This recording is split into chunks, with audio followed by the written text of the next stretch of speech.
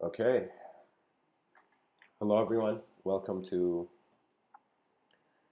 today's episode.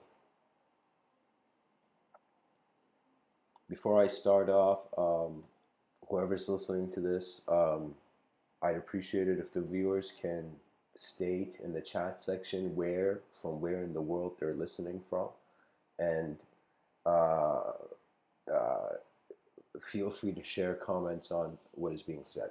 Anyways, I'm gonna give the talk and then oscillate between engagement with the chat section. So I found myself confronting an unavoidable situation.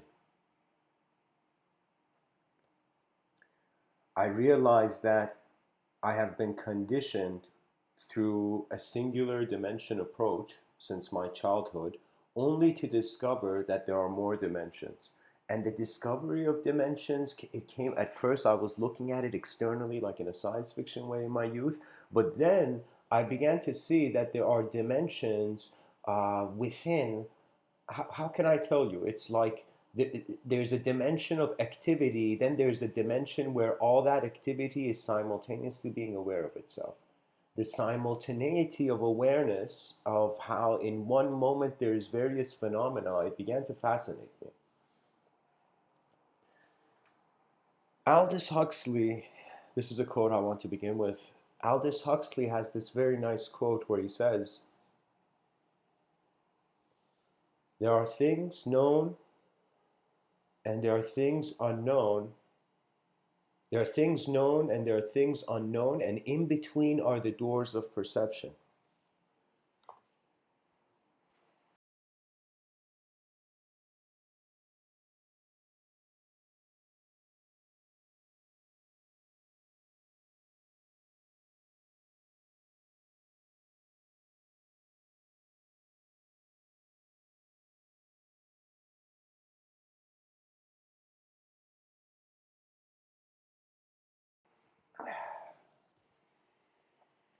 So Aldous Huxley said there are things known and things unknown.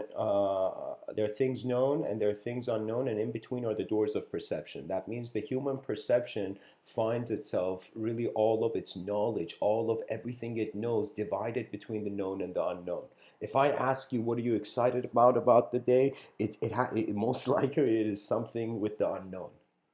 Usually there, even with love, one can say there's something with the unknown. There's something fascinating about the unknown. Everything I have been drawn towards in my life had to do with my fascination, and my fascination had to do with my current reality, noticing that there's more than what it sees. I feel behind our eyes, we are all strangely stranded on the island of our own subjectivity, how we hold the world or experience the world as a subject. And so, if one seeks certainty of just their inner realm, after a while they will feel, how can I tell you, they will separate themselves from the world. It's like this, there's a name for it, I just don't remember the name. It's this issue when any human being anywhere in the world, the moment they consider themselves special, they will subconsciously separate themselves. And so I consider that to be an error, but I'll speak about it later. So this door that Aldous Huxley is speaking about between the known and the unknown, I consider it to be a revolving door. And I consider human life and how we are personalities, it has to do fundamentally with when we come into consciousness, when we wake up in the day, and then there's a conscious sense of being and activity and free will, and in some sense, unconscious states. In ancient Vedanta, they would speak in the Ribhu Gita. They said there's actually four states, but they said there's three major states, and these are the waking state. Literally, all human beings experience waking up. Then there is the dream state. A majority of human beings experience dreaming.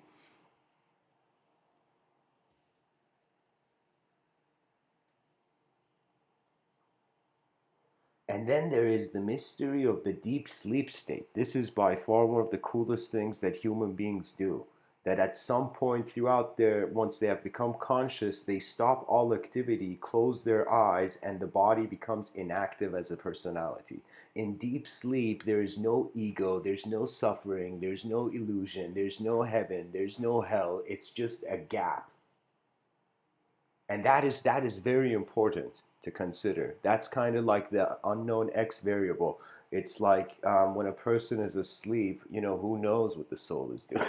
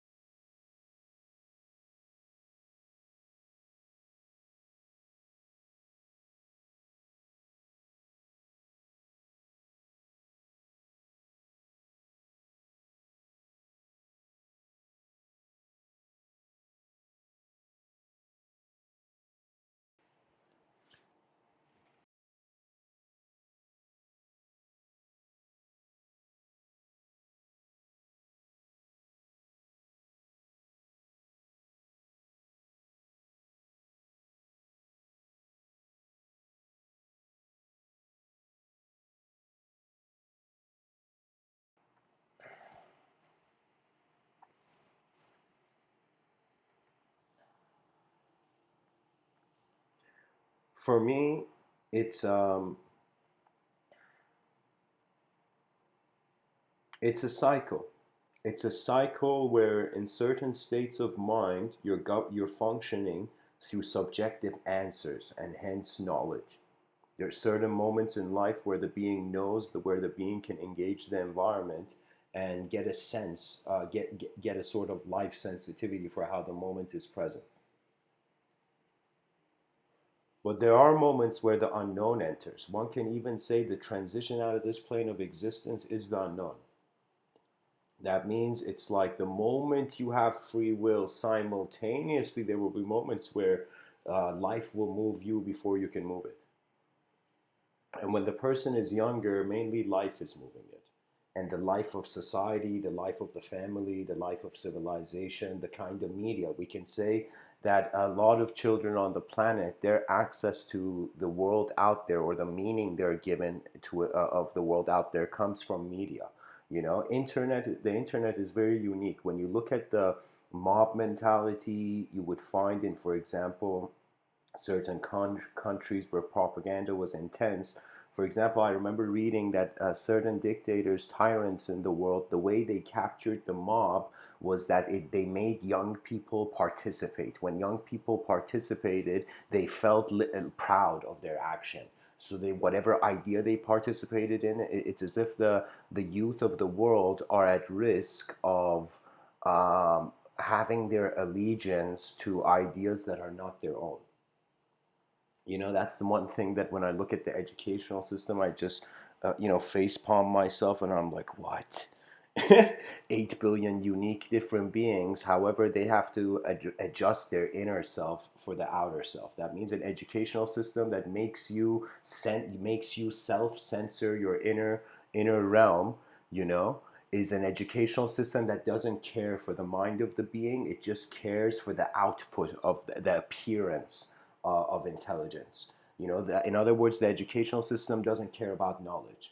I feel it's like there's going to be a unique thing happen in the future where I say the educational industry and let's say the educational sector.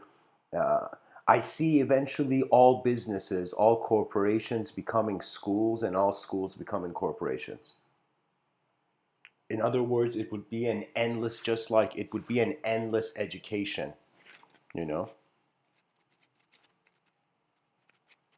And that's an inefficient civilization. That means there are two. How can I tell you? There's a soldier that hasn't been on the battlefield and learns of the battlefield, and then there's a soldier who has been on the battlefield. That soldier who has been on the battlefield is acknowledging a more accurate existential reality. But the person who hasn't been on the battlefield, they are subjectively trying to experience what it would be like in the battlefield. Therefore, there will always be missing gaps. So it's like this is an important skill to learn in this life, and I find that is to know when to look beyond your own eyes, to see more than your own convictions. Beliefs are like boxes. Everybody can put a box on their head. Everybody could suddenly believe this and believe that and believe this, but it is only the value of direct experience rather than belief in indirect language of that experience. So, anyways, to steer this more to the core of what I wanted to communicate in this talk is that we are an intelligence that receives the moment, literally the moment, in a singular. It's as if you are. The intelligence of the being is a data processor. It's from a single objective dimension, from one world. It is extracting sensory perception and it is processing it. I am considering subjectively. That means one of the most important questions to ask in all philosophy since that till the end of time, this would be an important question. Is objective evolution the attempt of matter to become more than matter? That is the question. Because when I look at evolution, sure, I can totally see adaptation. I could see survival of the fittest, but it wasn't just survival of the fittest. It was survival of the fittest value to self. After we physically survived, then we started to care about deeper levels of luxury. What that means is it's like only when we built a civilization, we stepped out of the jungles and we weren't being chased by wilder beasts, that we managed to build a world where then we could choose what to wear, choose what to drive, and choose. So it's literally as if the human species is the oldest son of Gaia that has left the house of nature. In other words, your imagination has become the responsibility of how your free will is being administered through your lens of perception. And when you become aware life is multidimensional, one may say, in what ways is it multidimensional? And this may be a bit bold of me, but I feel I have found a way to map, a very simple way through mathematical language to kind of explain how this plane of existence moves. And the purpose of the plane of existence is not linguistic. That means after some point of the human beings who have created language, sparked it and discovered it like fire, that language, eventually this technology will have limitations. And so what I'm saying is that regardless of how much someone knows, regardless of what knows, at some point language breaks. It's not that it breaks; it can't mirror the unknown. So one can say it's like right now I'm speaking to you. I am using words. So instead of thinking the words are me, as you who are listening, think as if there's a user. There is a user you can't see of these words, and then you're just seeing how the words are moved by the invisible hand of the attention that I am. So you see what I mean? It's like the attention, your attention is the most divine thing, you know? Sometimes I think it was a miracle that we created the concept of a miracle as a species, It's all fascination about the unknown and how you respond also to what has come and been known. You see, scholars say there are two worlds that people live in. There's a world that was here before you were born, and there's a world and that world also will still be here after you transition out of your form. After you're done with information, like actually being in a form. As a being, like enough experiences are extracted, just like how a caterpillar goes into a metamorphosis, human intention transcends its own subjective skin into collective rhythms.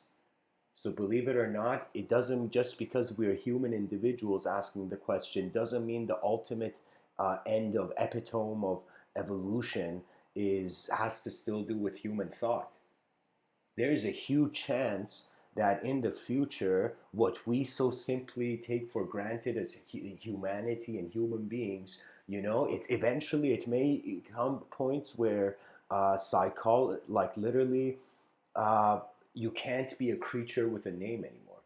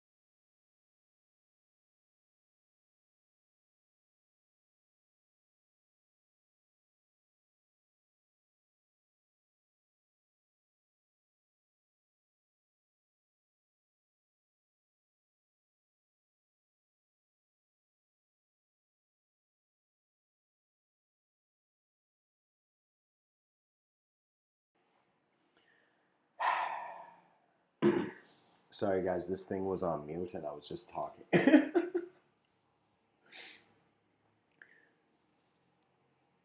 So I don't know what the last thing is that people heard, but I'll say, guys, I was looking at the comments and really I perceive life to be an oscillation between the known and the unknown. The unknown can appear empty, the known can appear infinite. Terence McKenna, he speaks about culture. I got first introduced to him when he was talking about culture, and he was talking about how culture is not your friend, how ideology is not your friend. And the reason ideology is not your friend is because it is causing you to identify with subjective landscapes.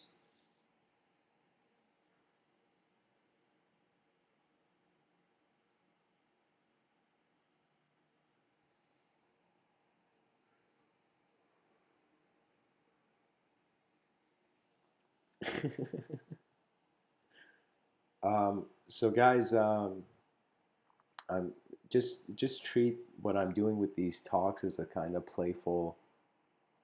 Uh, I treat these talks as a kind of canvas where I give myself freedom to draw. And when a person takes the artist's approach, they have to find the inner honor before they can actually do anything creative. You know, so.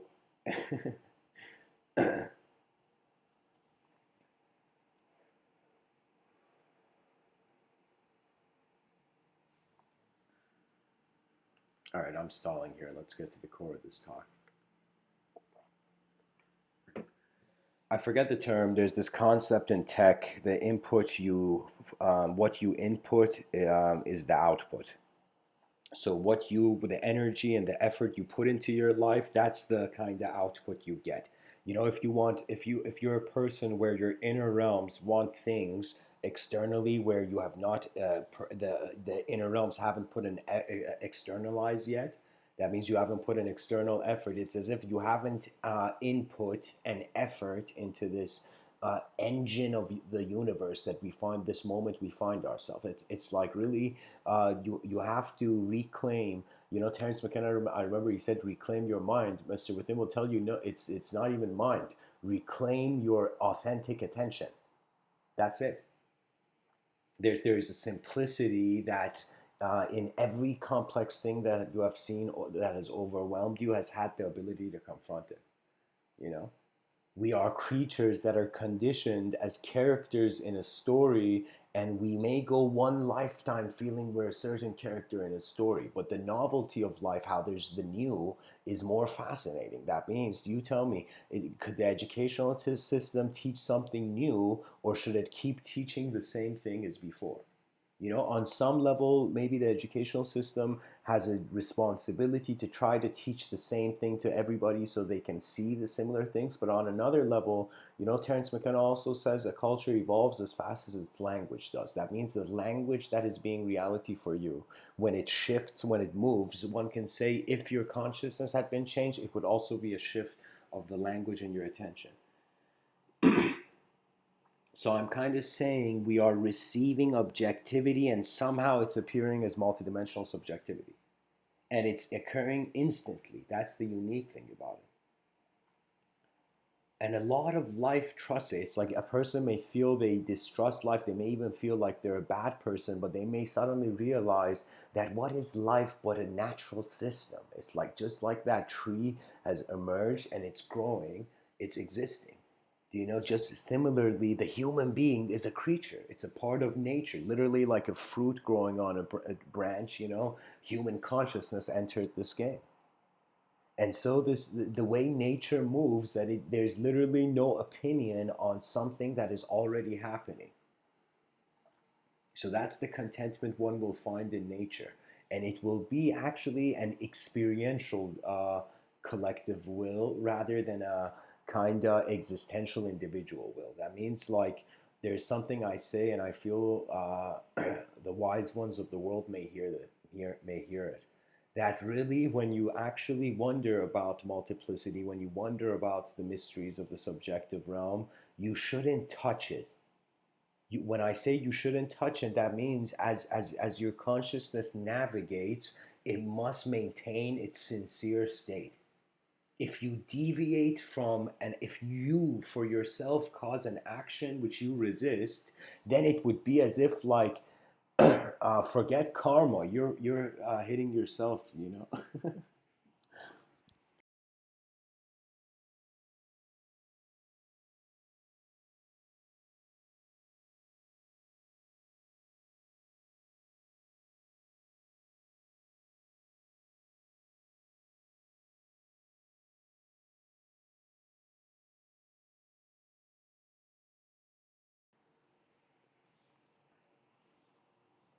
Honestly, it's like we have found a mirror for our body. We can a person can go in front of a mirror and observe how they exist as an objective physical being, right? But what is that mirror for the mind? How can we find a mirror for our mind? And so, what I find to be the mirror of the intelligence of the mind is what becomes animate in the moment. That means it's like, how can I tell you? Even when you look at how even animation films are made, it's like a picture with an inspiration to move. And I find that's how our psychologies are appearing. All those people in the kind of self-help motivation thing, I kind of found it ridiculous. How can someone help a self that nobody else has its eyes? It's like when you realize no one has your eyes, it's like therapy becomes meaningless because you're paying to explain.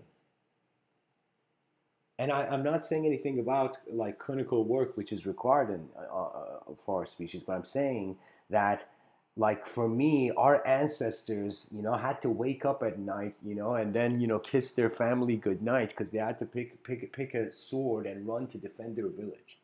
Like it was an extreme time. All the suffering that human beings are considering now, if they saw how life was back in the day, they wouldn't feel ashamed, they wouldn't feel weak, they would just feel ignorant. And it's better to feel ignorant than weak, because when you feel weak you have accepted the lesser archetype. But when you feel you have been ignorant, that it means there's still progression allowed.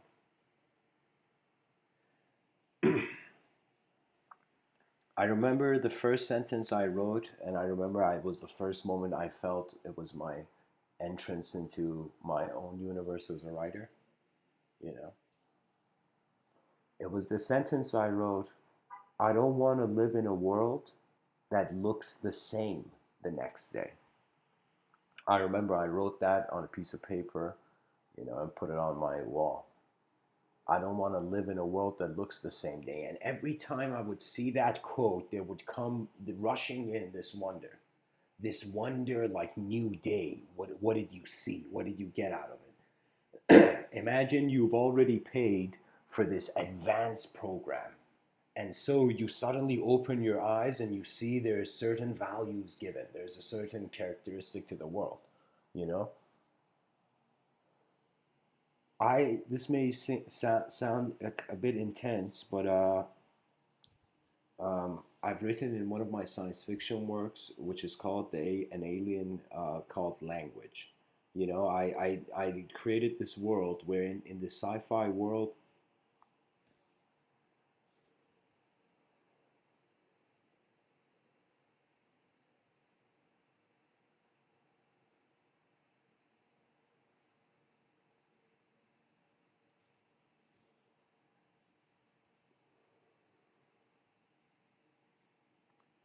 Okay, here's the story. I don't remember what year I had set it in. Like I wrote this story a while ago.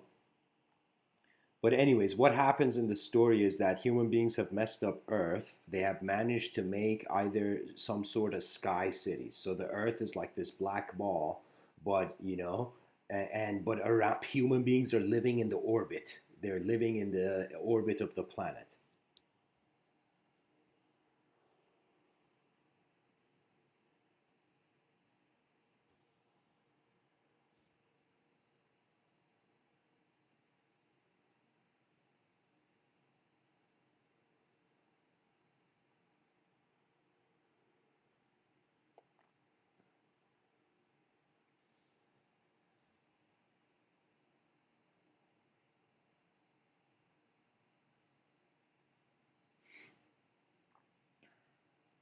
in these sky cities, I had created a kind of situation where human being had lost a lot of its knowledge, and so the sky cities were being governed by a person who was a general dash king. He was literally treated like a king, but and he was a kind king, you know, but with egoic king, and this egoic king that was managing all the sky cities, he always had general clothing on because he was actually a general on Earth before the whole incident.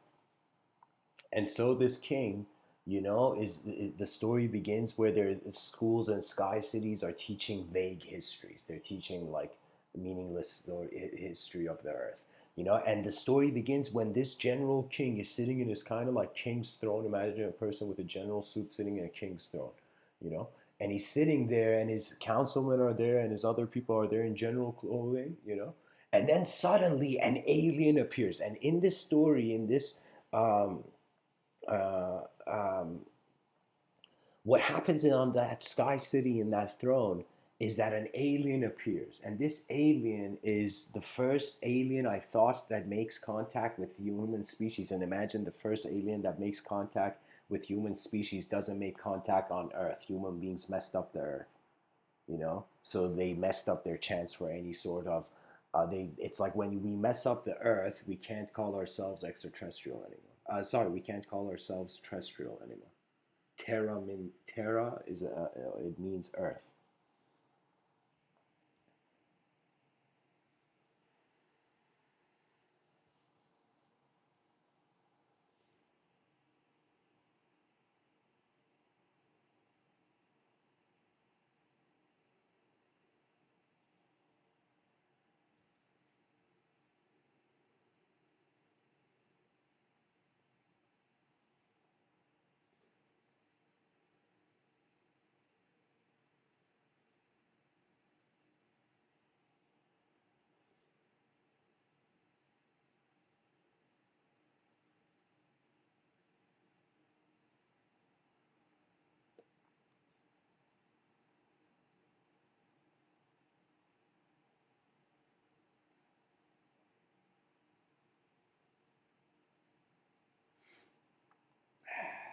Sorry, guys, my attention went elsewhere. What happens is this suddenly the king, the general king, stands up, kind of shocked. Everybody in the throne room stands up, shocked. And this alien appears, and his body was very hard for me to describe, but he appears as some sort of like morph suit of light, you know. And so, as he's appeared, this alien is so advanced, and it's an enlightened alien. So it has in the story, this alien doesn't do anything cruel at all. And he comes to the general king, and he's like, I am. The alien comes in, and it's like it scans everything in an instant. It like in like a couple seconds, it scans all the whole like galactic sector of the place.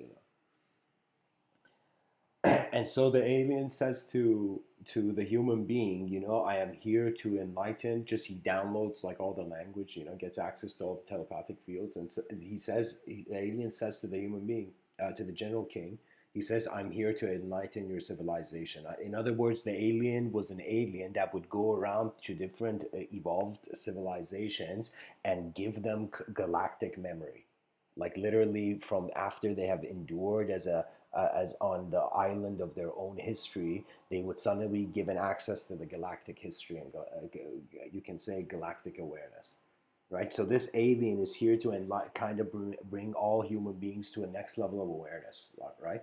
So the alien is there, and then this human being, all of them by the presence of the alien are just like they can no nobody's dishonest around this alien.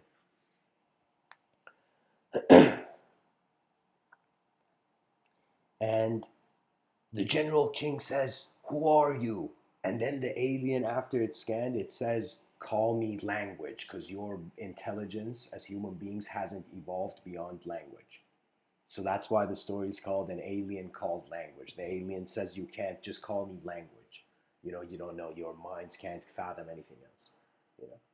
And so the alien is there, and suddenly this general king looks at the alien and says, please, before you enlighten everybody, you must teach my son. teach my son. And the whole story is when the alien and the son of the general king. So the whole story is conversations between just this alien and this kid. And the kid, the son of the general king, would come after school every day. He was the only kid that every day after school would come and look outside. Just look outside and see the black earth. And so the story goes, it becomes really cool because then the kid is asking questions from this alien, this enlightened alien from language, is asking questions from language. And the kid says, if I remember correctly, the kid says, "Are there any human beings on Earth down there?" And the alien looks and scans and says to the kid, "Yeah, there are seven, but they are so savage. They have become so savage and animalistic that they will never incorporate in your societies. So it would be cruel to save them." You know, something like that. And the kid gets shocked, and then the whole story is the kid starts asking questions about himself. After he's done asking questions himself, he starts asking questions about language. Where did you come from? And in that whole story, it's like an example of how this alien called language gives galactic memory to this kid. And then the kid realizes he never was a kid, and it's like consciousness shifts in the story.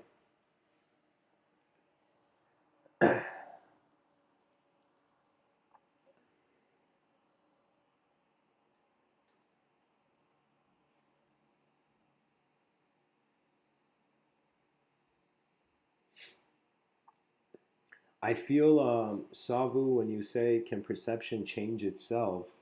Well, what is perception? What is this thing that we call perception? It's a moment where it's like a moment, a spherical awareness in the moment, you know? And in this room of your awareness, there is an objective self where the awareness seems to be projected from, you know? And this objective self has an ability in moving, and as it moves it accesses different screens of perception. With different screens of perception it reanimates itself differently. So strangely, it's like it's an oscillation between the known and the unknown, the free will and the will of nature. And in the time, in the moments where it's free will, you can subjectify it. You can try to comprehend it as a character in a story. But in the moments where it's like nature is moving before you are, then you are in some sense uh, uh, the glimpse of a drop in a river. That means there's no individual archetype. That means sometimes some questions, strangely, their answer is how the question, in its effort to wonder about itself, dismantles itself. So I have gained answers in this life to some of my questions by the answer kind of coming in and being destroying the question, and sometimes the question being destroyed once the context was more studied or concentrated on. So the thing is it's like, think about it this way. Imagine you wanted to be a good soccer player. What would you do? You would get a ball and start moving it around with your foot. You would start trying to treat the ball as if you are familiar with it. So what that means is you go through many days of doing mediocre level skill, and then suddenly, once there is consciousness added to the equation, that skill becomes intensity. And if that intensity can be tamed, then you can say, use the word mastery. If there's no intensity to be tamed, the concept of a master doesn't exist. And it's about the relationship of a creature for the first time beyond the language threshold. The language threshold is a concept I've created where language is limited, and in some sense, it's an experience that we haven't put words to, or we can't put words to. The way life is being experienced is not just conceptual.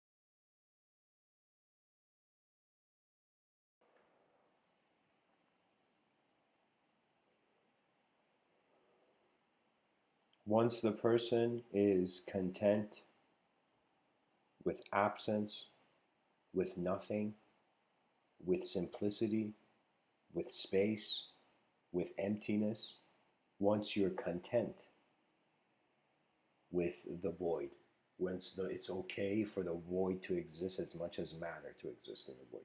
Once you understand that, you become content with the void. So if life becomes nothing, you have acknowledged that it can be nothing. And after you have acknowledged that, that's being confronting the zero dimension. After you have confronted space, then the mind has an ability to acknowledge the singular. The singular is the one dimension. That means your intelligence in the moment can not only perceive yourself as an object, you can perceive many other objects. You can see individuality. You are content with how things can be individual. When you speak to another human being, it's as if that human being it is okay for them to individualize in whatever way they want. Do you know what I mean? So it's like it's a freedom to see uh, individual objects and individual subjects. Now, after you're comfortable with just stuff, with just atoms in space, first you got comfortable with the space. Now you got comfortable with the atoms in the space.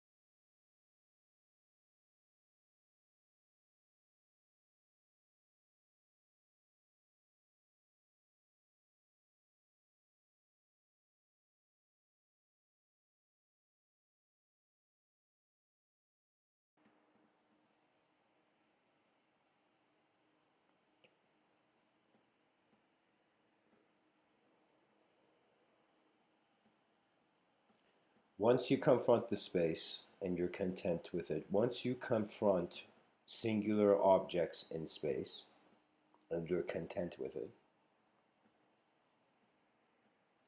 you're content with individuality in all forms, as a creature, as a being, as a conscious being in the moment, you're content with various individual things. Just like how there's different kinds of cups in the cupboard, there's a content, there's a comfort with the presence of phenomena individually.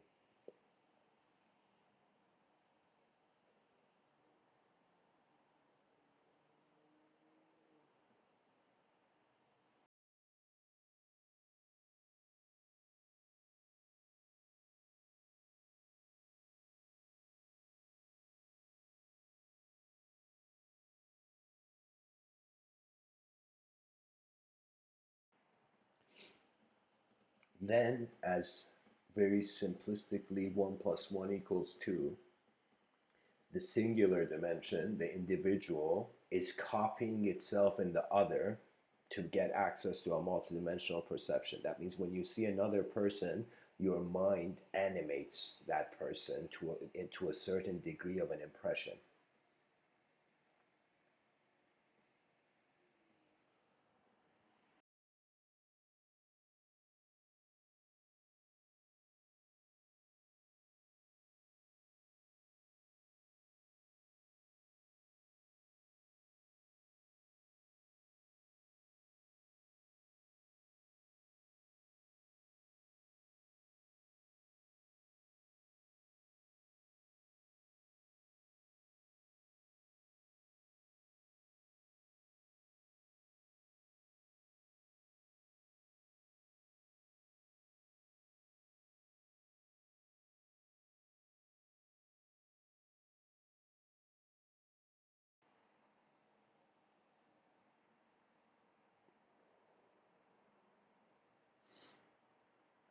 Anyways, what I'm saying is once you confront the void, once you confront the singular, then it's you have to the human being in this plane of existence requires to confront the dualistic.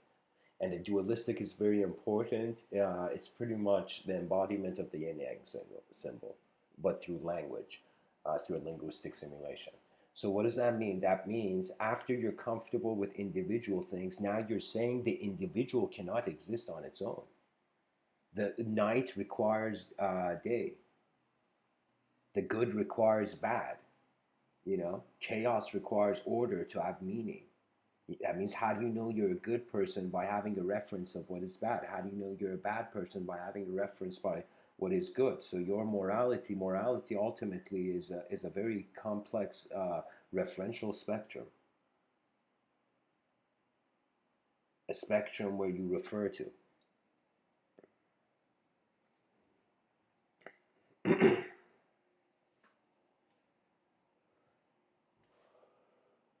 So one can say it's as if after you have confronted the dualistic, I say that there are two exits, uh, and I've kind of pointed to it earlier, but there are two exits out of the dualistic dimension. So after you're comfortable with chaos and order, as the poet Rumi says, chaos and order are like two wings of a bird. That means they are required for the mind to exist. So don't fear chaos and don't obsessively search order. These are wings of a bird. The mind requires space and matter to have a relationship with itself. It requires phenomena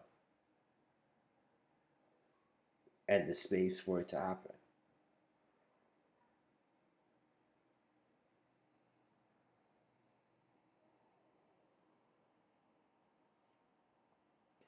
So the two exits are the void and infinity. What that means is uh, if life was extremely multidimensional right now, a way to reduce that multidimensionality was to just concentrate on a singular part. That means if there's a bunch of problems, focus on one first. It would mean go towards the simplification of the singular, or it would mean go through the advancement and complexity of the infinite. That means one would say, Mr. Within, if you're saying there's a zero dimension, one dimension, two dimension, and instead of three, you're saying infinity, why isn't there a three and a four and an endless numerological kind of dimensional system? And I'll tell you, because after you have duality, you can access eternity, infinity. Once you can access infinity, that means any dualistic spectrum can copy itself. It's literally like a right angle relationship where two dualities share the singular point. When they share the singular point, the edges of the duality, it's like you are witnessing your story of life as you're living it. And that story of life is dualistic. It's ideological. It puts you as a form in space. You're identifying with how you're in a form of how you have received any sort of conception in the moment. This is why when you go look at the Eastern approach to enlightenment, they're running after the void. When you look at the Western approach of enlightenment, they're running after infinity. When you look at in Eastern, you know, cultures, I'm telling you, discipline is so crucial. It's as if the world, the human beings, in. I mean, of course, you can't really use geography as a kind of basis for this argument, but I'll say this, like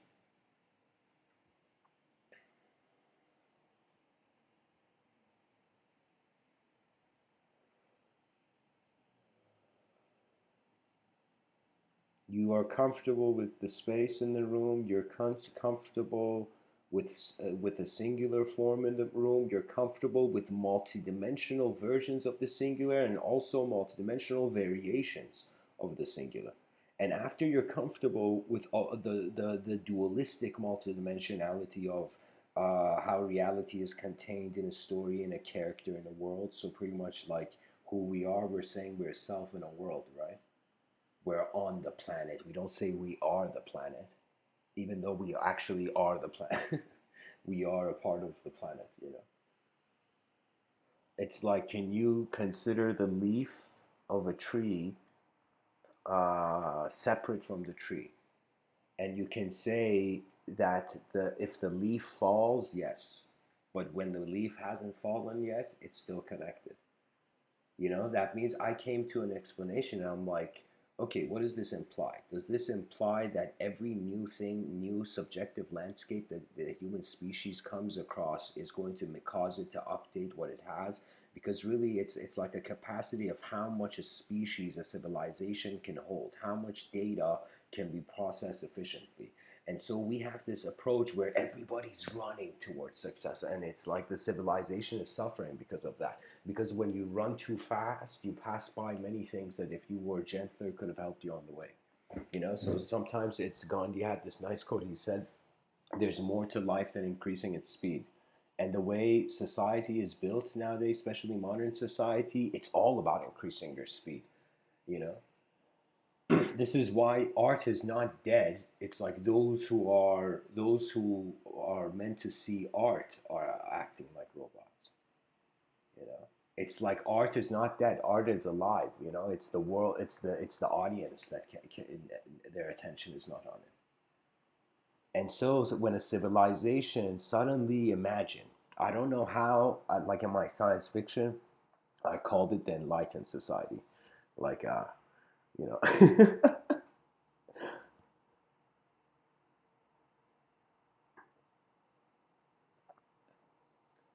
the enlightened society was this idea in my science fiction novel, again set in the year 5025. This is a different story than the language one. Uh, in this reality, it's like there's nine parallel dimensions of Earth,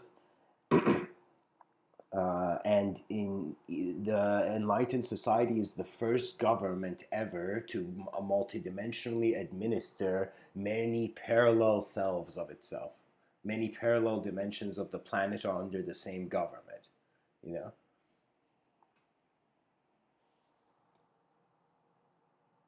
and the enlightened society gives a speech in the science fiction work I've written.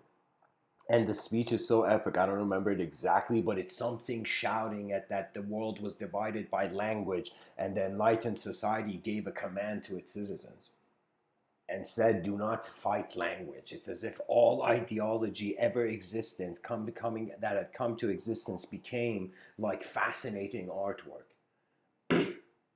That means all belief systems became like artwork instantly. And when you treat something like artwork, you see the fragility of its motion into reality.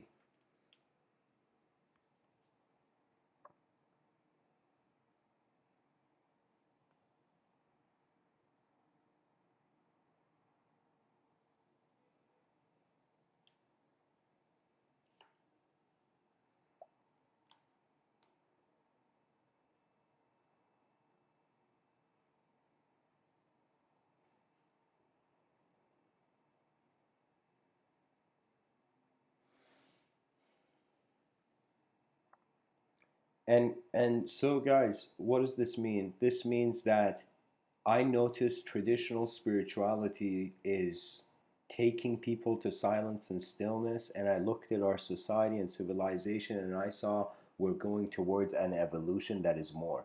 And so I realized the only way to liberation for a modern society that has forgotten its roots is to advance towards infinity. We want to find, we are like human explorers wanting our eyes to access infinity, to see what it is. It's like we have had so many measurements throughout history, but now we are looking for a measurement, something that when we went to measure it, it appeared infinite. And it is only experience that evolves the depth of the quality of life you can experience. It's like that's the beautiful thing. When you see that there's a multidimensional melody, the conscious waking state, when you see how thoughts emerge, how they come and go, how civilizations have also risen and fallen behind your eyes, then the hidden heaven kind of reminds that Earth was always in it. There was this concept in Tibetan Buddhism where I forget the guy's name. It was this enlightened guy who had made a pure land. He had made a dimension. literally a dimension that was a kind of multidimensional safe haven bunker. And so I was like, whoa. I'm telling you, anybody who studies ancient Tibet, like Tibetan Buddhism, will become incredibly fascinated with how much the human archetype could stretch. I feel like I kind of like owe it to the pen that Carl Jung used to write to share some of the to go into a quote tunnel of his quotes.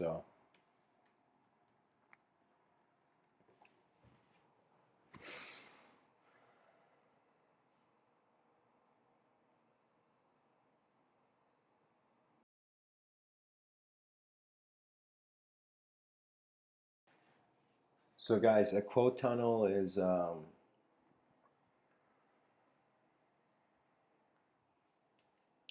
part of these kind of episodes, these uh, talks of mine, where I dive into how a certain human being or a certain theme in history was communicated. And pretty much when you read a quote, you're actually reading how a human being's mind processed reality into language. So a bit about Carl Jung. He's a Swiss psychiatrist. He says a Swiss psychiatrist and psychoanalyst who founded analytical psychology. Jung's work was influential in the fields of psychiatry, anthropology, archaeology, literature, philosophy, and religious studies. So yeah, guys, but he was pretty much one of the first dudes in history to try to map the unknown for and give it kind of share that map with the collective consciousness of reality. So, anyways, I'm gonna go. I'm gonna share some of his quotes with you here.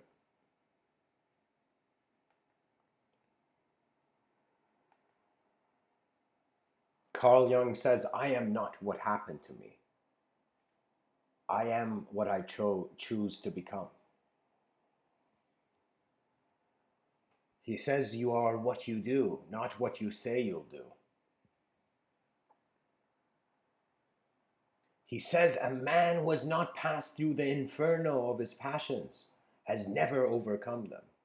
As far as we can discern, the sole purpose of human existence is to kindle a light in the darkness of mere being.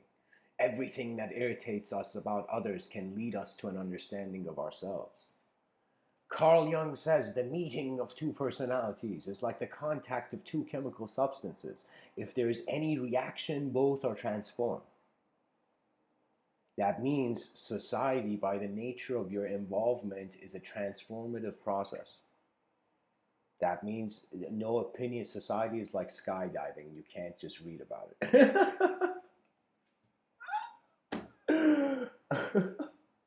Carl Jung says your visions will become clear only when you can look into your own heart. Who looks outside dreams, who looks inside awakes.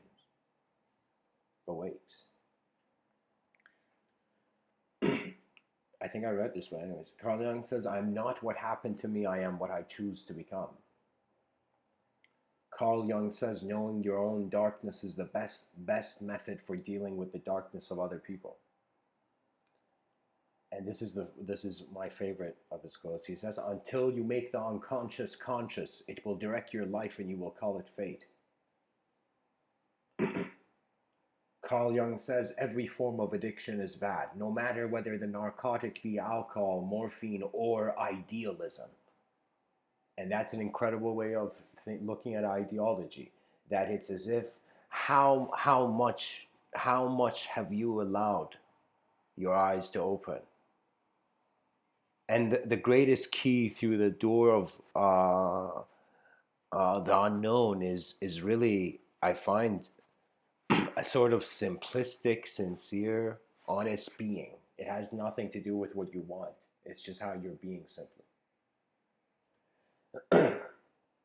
Carl Jung says, "You are what you do, not what you say you'll do." We read that. Okay.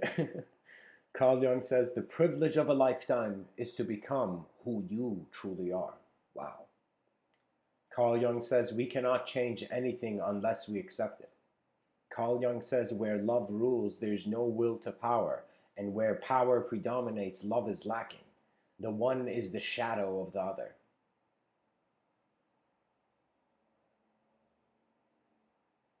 That's a crazy way. Perhaps he's saying like cruelty and domination is the shadow of love. For if it was the light, the shadow would cease to exist. Carl Jung says thinking is difficult. That's why most people judge. Wow. Wow. I don't know how many wows I can say. I can keep going. Wow. Thinking is difficult. That's why most people judge. Wow. Carl Jung says even a happy life cannot be without a measure of darkness, and the word happy would lose its meaning if it were not balanced by sadness. Nothing has a stronger influence psychologically on their environment, and especially on their children, than the unlived life of the parent. Wow. Yeah, I gotta stop saying wow again. Carl Jung says, this is the last quote, I shall not commit the fashionable stupidity of regarding everything I cannot explain as a fraud.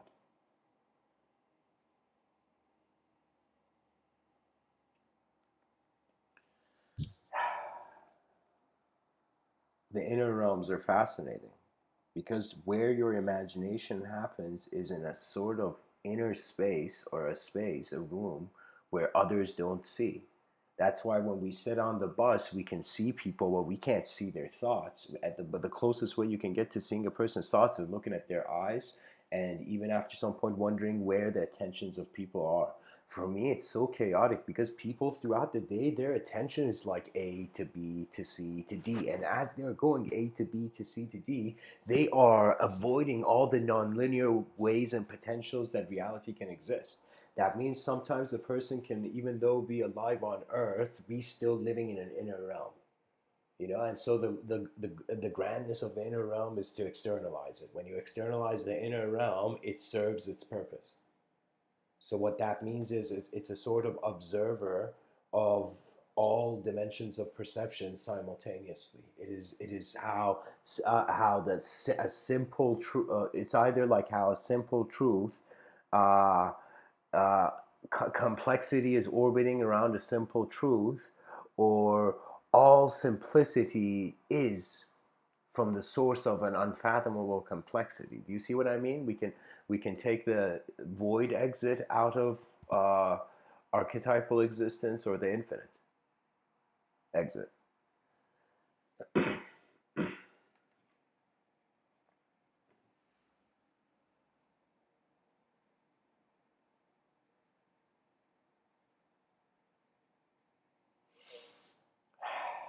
So, anyways, guys, thanks for tuning in. That's the end of the quote tunnel. One last comment I can say about the title. I think a person has to first master the ability to let life happen without their influence. And then once they're conscious of how life is moving before they are, then when they consciously and freely, their free will moves with life, it will have rhythmic abidance. If you don't observe and just jump in and react, most likely you're going to enter a room you have never been, so there may be overwhelmment. It's like the saying where they say control your attitude or your attitude controls you. And think of this way, that all attitudes are the echo of how far civilization advanced has advanced so far. You have to expand the kingdoms of your inner vision and also collectively contribute to the outer kingdom of like this humanity that will be here still for future generations. So anyways, guys, thanks for tuning in. Much blessings and namaste.